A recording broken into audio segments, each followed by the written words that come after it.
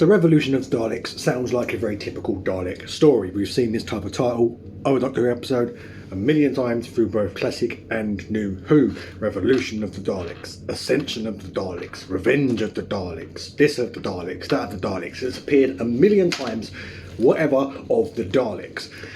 It's happened hundreds of, if not thousands of times throughout Doctor Who history. And this episode is just your standard run-of-the-mill Dalek story. The Daleks aren't actually in it all that much, but it's still a Dalek story. And we start out in modern day UK. It picks up 10 months after the events of Timeless Children. Well, it doesn't pick up there immediately. We start out after Resolution, where the Dalek, the Doctor and her fan faced in Resolution is transported, and then we shot forward to 10 months after the events of Timeless Children, 10 months in our companions' timelines. Dave, Graham and Ryan have practically given up. They just believe the Doctor to be dead. Yaz is refusing to give up, and that sort of sets the dynamic between the Doctor and her companions for the rest of this episode. Graham and Ryan have moved on with their lives. Yaz has not. And obviously spoilers, so if you haven't seen it or you don't want anything spoiled, turn off now. Yaz is the only one remaining with the Doctor by the end of this episode. Captain Jack appears in the Doctor's prison sequence. She's been in prison for 10 months. He bursts her out. But again, he's just fan service. He's fan pleasing. That's all he's there for. That's his only role. The plot of the episode would still have played out exactly the same way that it did without Captain Jack there. So it feels like Chris Chibnall is just cheaping out a little bit here and trying to please old school fans of New Who. Old school fans of New Who, that's a bit of a Orwellian statement there, isn't it? But he's trying to please the old fans of the early 2000s.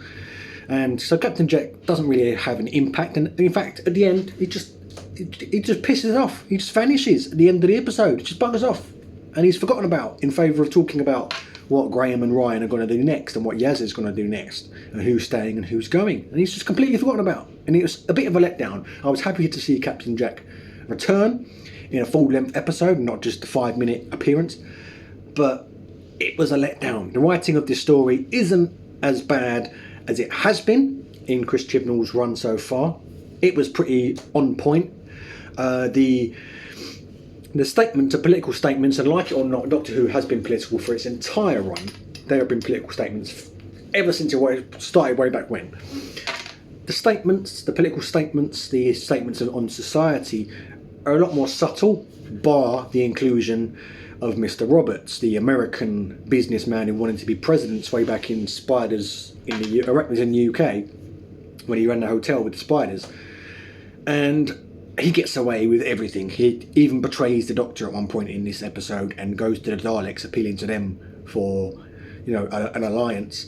He gets away with it, and he escapes, and he is generally a sleazebag, and he's not my favourite character at all. And that was a letdown for me, because I watch Doctor Who. I know the world is a disgusting place, and I know that the rich will always get away with what they get away with, and I know that they can literally murder people and get away with it. I know all that. But I don't watch Doctor Who to be reminded of that. The Doctor is meant to come in, save the day, everybody gets their just desserts, be it through death or through praise by the Doctor or becoming a companion or whatever. The good guys are meant to win in Doctor Who. That's why I watch Doctor Who. It's escapism. The good guys always win in the end. Even if you've got a series-long arc where crap stuff after crap stuff happens to the Doctor and her companions, the Doctor and the good guys are always meant to win. The bad guy is not meant to get away with it. It's not why I watched Doctor Who. So that was the most blunt social commentary in the episode. But I can let that go, because the rest of the stuff is just sort of referenced very subtly in passing. So Chris Chibnall is maybe picking up that people don't like, having fingers wagged at them in their Doctor Who. They just like to watch Doctor Who. And if you're going to make some sort of social commentary, political commentary, make it subtle and don't cause the story to suffer as a result of that commentary. And the story, weak as it was, did not suffer. The writing is a bit flawed.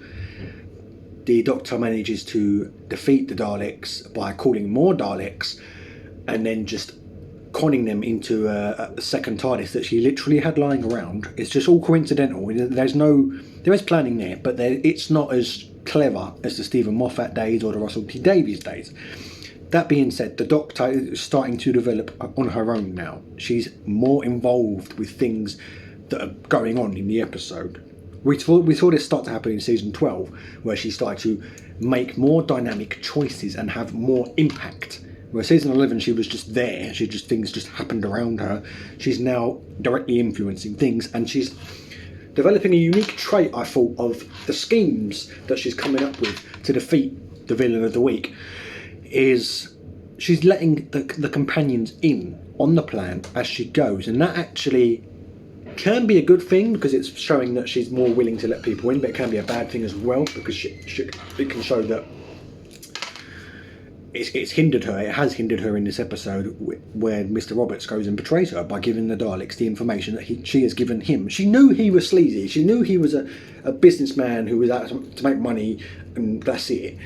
He was on board the TARDIS, and she relayed her plan to her companions, knowing full well he was on board.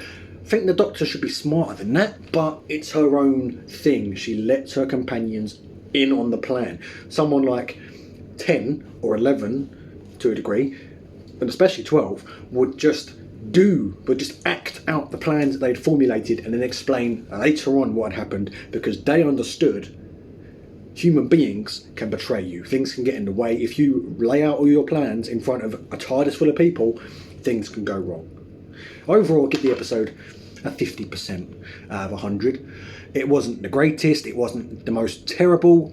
If this is the framework for season 13, I'm okay with that, because it will mean that it wouldn't be as bad as season 11, and it has built on some of the things that season 12 started to establish. So I'm okay with that. That was my review of the Revolution of the Daleks by Doctor Who.